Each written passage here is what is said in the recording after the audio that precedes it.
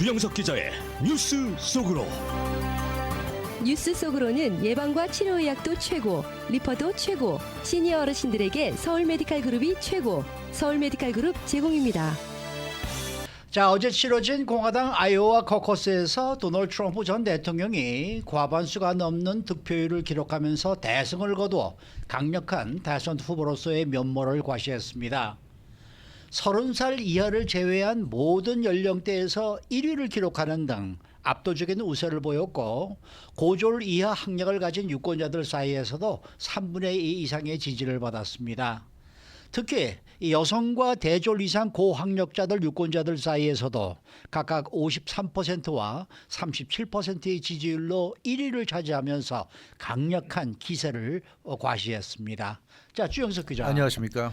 도널드 트럼프 대통령 뭐 압승이네요. 압승. 그렇죠. 제가 언젠가 이 시간에 예상을 했었는데, 예측을 했고 전망을 했는데, 아이오와 코커스에서 이기는 건 당연한 건데 과연 과반수를 넘느냐 그렇죠. 안 넘느냐, 그게 중요하다고 말씀드렸는데 결국 넘겼죠. 과반수를 넘겼습니다. 그래서 도널드 트럼프 전 대통령 첫 스타트를 굉장히 깔끔하게 원하는 대로 끊었다, 이렇게 말씀드릴 수 있겠습니다. 이제 뭐 시작이고 50개 주인데 그 중에 첫 번째 주니까 뭐 남은 주의 결과에 따라서 얼마든지 뭐 뒤집힐 수도 있겠지만, 그러나 지금의 어떤 분위기 기세라면 트럼프 전 대통령을 꺾는다는 거는 굉장히 어려운 일이 아닐까, 이런 생각이 드는데요.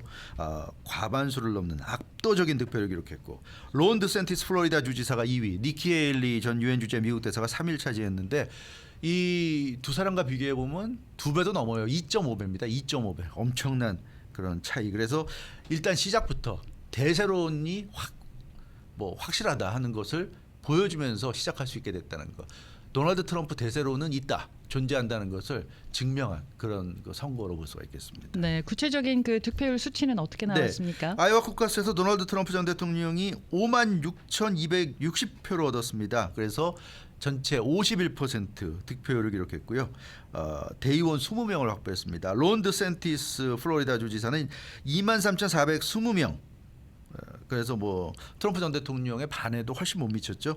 21.2% 득표율, 대의원 8명 확보했고, 니키 헤일리 전 유엔 주재 미국 대사 21,085명, 5표. 그래서 19.1% 득표율을 올렸고 3위에 그쳤습니다. 대의원 7명을 확보했고요.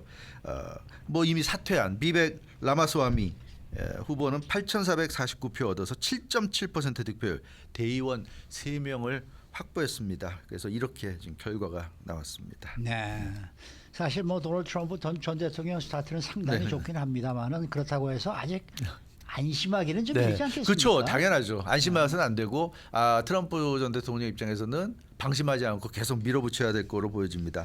공화당에서는 그 대선 후보가 되기 위해서는 1,215명의 대의원을 확보해야 됩니다. 1,215명의 대의원을 확보하면 이제 공화당의 대선 후보가 돼서 2024 대선에 나설 수가 있는데, 아이오와 대의원 수가 총 38명이에요. 38명. 그중에 트럼프 전 대통령이 20명을 얻었고, 드샌티스 8명, 니키 헬리 7명, 비벡 라마스와미 3명, 이렇게 얻었습니다. 그러니까 1,215명 중에 20명이니까 아직까지는 뭐 아무것도 아니라고 볼 수 있는데, 그러나 이제 아이오와가 항상 가장 먼저 스타트를 끊는 데잖아요. 그래서 이 상징성이 굉장히 크다. 그리고 사람들이 여론조사 지지율은 여론조사니까 그런데 이건 사실 실제 선거잖아요. 실제 선거에서 득표율이기 때문에 여론조사와는 무게감이 다릅니다.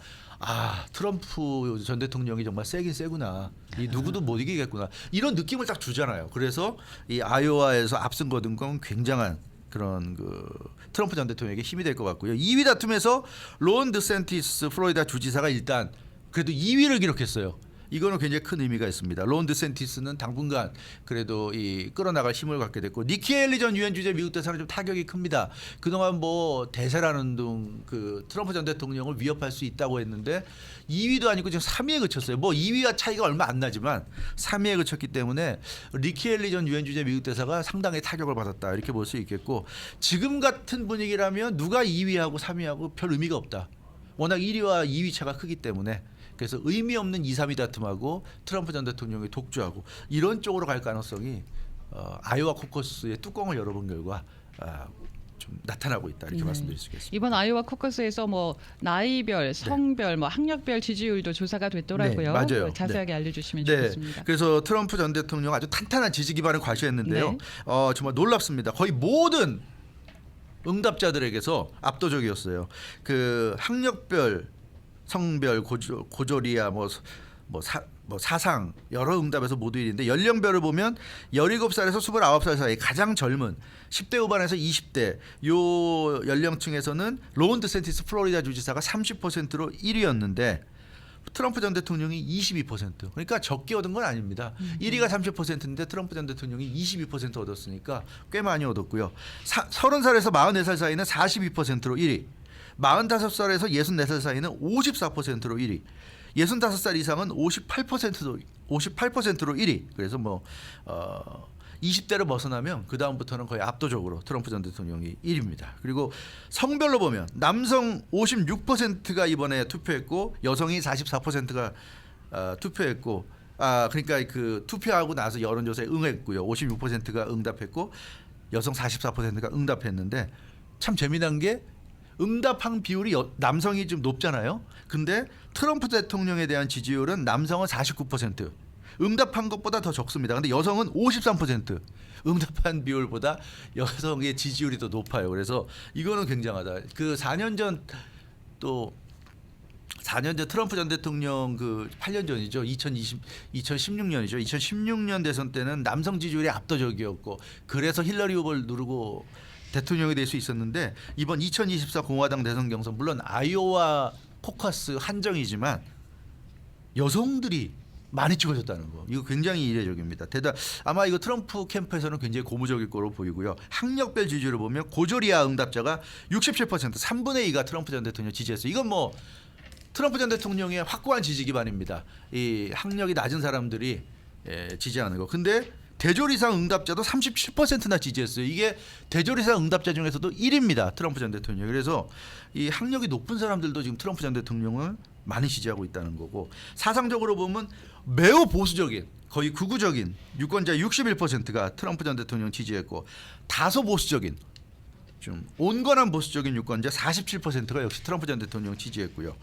중도적이거나 진보적인 유권자는 63%가 니키 헬리 전 유엔 주재 미국 대사 지지했고 트럼프 전 대통령을 22% 지지했다. 그러니까 중도 진보를 제외한 거의 모든 유권자들이 다 트럼프 전 대통령을 압도적으로 지지하는 이런 결과가 이번에 나와서 생각보다는 상당히 지지 기반이 탄탄하다는 걸 알 수가 있습니다. 근데 이제 문제는 앞으로도 이런 강세가 유지가 될 것이냐 네. 이런 이제 문제가 그것이 이제 문제가 될 것 같은데 어떻게 뭐 보십니까? 지금 근데 워싱턴 포스트 여론조사를 보면요 트럼프 전 대통령 강세가 유지될 가능성이 상당히 높아 보입니다. 워싱턴 포스트가 어제 아이오와 코커스에 참여한 공화당원들을 상대로 여론조사 실시했어요. 그 결과를 바로 보도했는데 정책과 관련해서 무엇이 중요합니까? 이렇게 물어봤더니 경제가 38%로 가장 중요하다고 답했고 이민이 34%로 두 번째로 중요하다고 답했습니다.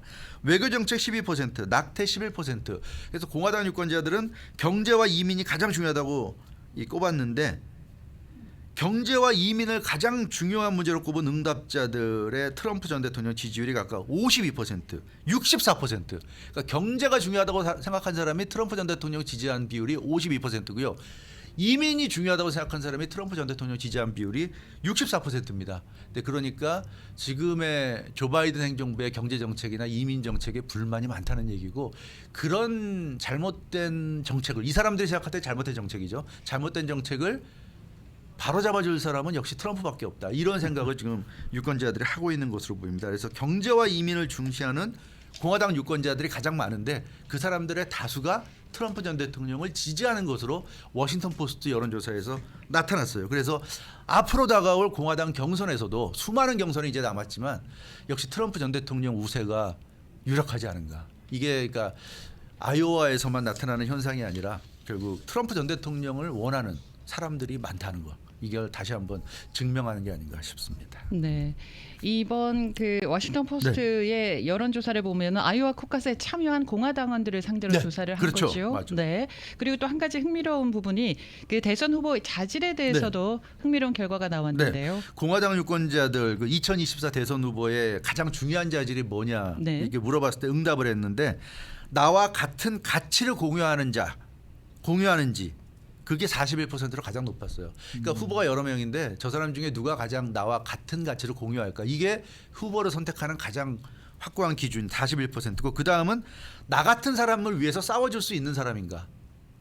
저 사람은 부자고 저 사람은 권력자고 나는 서민인데 저 사람이 권력을 잡았을 때 나를 위해서 싸워줄 수 있을까? 이게 32%로 2위라고 그럽니다.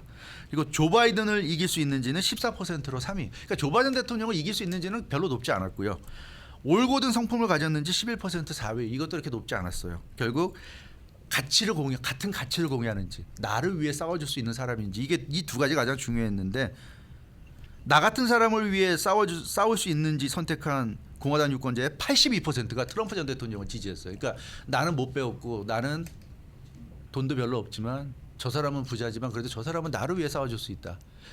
민주당이나 이런 사람들이 다 기득권층이잖아요. 근데 트럼프도 물론 기득권층이지만 그래도 저 사람은 노동자들 뭐 우리 같은 이런 농촌에 사는 사람들 이런 사람들을 위해서 뭔가 해줄 수 있다. 그걸 기대하는 사람들이 82%라는 점 이런 걸 보면 트럼프 전 대통령이 확실히 좀 유리하게 지금 판세를 좀 끌고 가고 있지 않은가 이렇게 좀 볼 수 있을 것 같습니다. 자, 다음 공화당 경선이 이제 다음 주죠. 네. 이 저 뉴햄프셔 프라이머리죠. 맞습니다. 네. 1월 23일 화요일이죠. 네, 화요일입니다. 다음 주 화요일 날 뉴햄프셔 프라이머리가 열리는데 트럼프 전 대통령은 이제 아이오와 코카스 압승을 이어서 대세 굳히기에 들어갈 것 같은데 이제 론 드센티스, 니키 헤일리 2위 경쟁. 근데 재미난 게 뉴햄프셔에서는 2위 경쟁이 없어요. 지금 여론조사를 보면 압도적으로 니키 헤일리 전 유엔 주재 미국 대사가 압도적인 2위고 론 드센티스 플로리다 주지사는 뉴햄프셔는 완전히 꼴찌입니다. 그래서 아마 론 드센티스는 뉴햄프셔는 거의 활동을 안 할 것 같아요. 아마 뉴햄프셔 다음에 열리는 그 선거에 집중할 것으로 보이고 그래서 뉴햄프셔 프라이머리는 도널드 트럼프, 니키 헤일리 양자 대결로 거의 좀 굳어지는 것 같습니다. CNN이 일주일 전 뉴햄프셔주에서 여론조사했는데 이번 뉴햄프셔 프라이머리에서 투표를 하겠다는 유권자를 대상으로 했는데 트럼프 전 대통령이 39%로 1위였고요. 니키 헤일리 전 유엔 주재 미국 대사가 32% 7위. 그러니까 7% 차밖에 안 났습니다. 그 뉴햄프셔 프라이머리에서는. 그리고 크리스 크리스티 전 뉴저지 주지사가 12%로 3위. 비백 라마스와미가 8% 4위 그리고 론 드센티스가 5%로 5위였어요. 론 드센티스는 거의 아마 뉴햄프셔는 의미가 없다고 보고 근데 크리스 크리스티 비백 라마스와미가 이미 사퇴했잖아요. 사퇴했죠. 예. 그래서 이 굉장히 좀 어떻게 될런지 좀 CNN의 여론조사 결과는 이렇게 나왔지만 실제로 좀 이것과 다른 결과가 나올 수도 있지 않을까 하는 예상도 해볼 수 있을 것 같아요. 그 사퇴한 후보 얘기하셨는데 네. 사퇴한 후보를 지지했던 사람들의 표가 과연 어디로 갈 것인가 이것도 바로 변수가 그거죠. 되지 예, 바로 않겠습니까? 그겁니다. 예, 그래서 네. 뭐 물론 사퇴했어도 나는 트럼프도 싫고 니키 헤일리도 싫다 그래서 그냥 사퇴했지만 난 크리스 크리스티 찍겠다. 나는 뭐 비백 라스마미 찍겠다 하는 사람이 있을 수 있어요. 무효표가 되는 걸 감수하고 그래도. 근데 그런 표가 있다고 하더라도 그래도 많은 사람들은 기왕에 투표하는데 내 표가 사표가 되기를 바라지는 않을 거기 때문에 그러면 그래도 남아있는 사람 중에 누군가를 지금 선택하지 않을까 그런 예측을 할 수 있는데 론 드센티스는 너무 지지율이 이 뉴햄프셔에서는 없기 때문에 론 드센티스 쪽으로 가는 사람은 좀 없지 않을까 싶고 트럼프 아니면 니키 헤일리 둘 중에 한 명이 되지 않겠는가 이렇게 볼 수 있습니다. 그래서 이 12%와 8%니까 합치면 20%잖아요. 지금 크리스 크리스티 12%, 비백 라마스와미 8% 합치면 20%인데 이 20%가 어디로 움직이느냐에 따라서 지금 7% 포인트 차가 좁혀지는가 아니면 아예 니키 헤일리가 역전으로 가는가 아니면 도널드 트럼프 전 대통령이 니키 헤일리와의 격차를 더 벌리느냐 이 가능성이 남아있기 때문에 이 뉴햄프셔 프라이머리도 굉장히 지금 재미난 그런. 그래도 뭐 아직도 트럼프 전 대통령이 유리해 보이네더라고요. 그거는 뭐 네. 분명합니다. 예. 아이오와 코카스에서 과반수 이상의 득표를 했기 때문에 대세임을 입증했고요.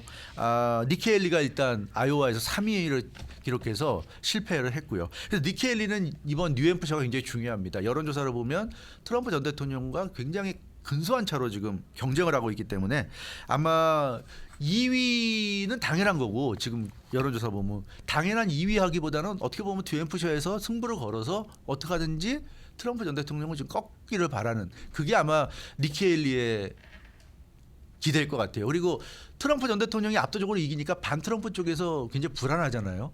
그 불안하니까 반 트럼프가 니키 헬리 쪽으로 몰리는 거 이걸 하나 이제 기대할 수 있지 않을까 싶은데 아무튼 이 뉴햄프셔 프라이머리 어떤 결과가 나올지 지금으로서는 좀 예측하기 힘들고 만에 하나 뉴햄프셔에서까지 트럼프 전 대통령이 무난히 이긴다면 그때는 거의 트럼프 전 대통령 쪽으로 아주 기울지 않을까 그런 생각도 좀 해볼 수 있을 것 같습니다. 네, 수고 많으셨습니다. 주영석 기자였습니다. 뉴스 속으로는 예방과 치료의학도 최고, 리퍼도 최고, 서울 메디칼 그룹 제공이었습니다.